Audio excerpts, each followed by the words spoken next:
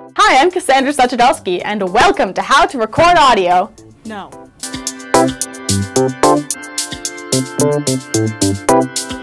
Why is your sensitivity so high? Well, I couldn't hear it earlier, so I turned it up a bit, like... No. You have to check the levels, not just listen to it. It should be peaking at -3, not 0. You know what? You're one to talk, okay? Last week, you sounded awful. That was technical difficulties. Shouldn't you be the one that knows better? So, it's always important to check your levels before you start recording. Most cameras should show the levels on the screen with a marker for ideal levels, but it should never peak in the red zone. And it shouldn't be... But you can sometimes fix it in post. Not if the peaks are in the red zone, it clips and it sounds bad. But I'm not wrong. Okay.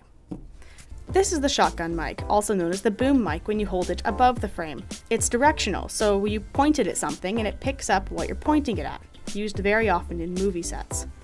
The lapel mic is the most subtle of the microphones, often used for interviews or performances. Yes, it's wireless, this one. Or when the subject is moving around a lot.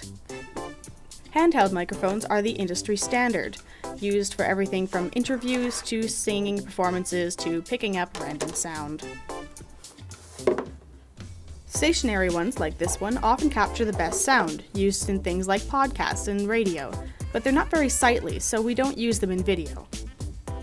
I think it's pretty.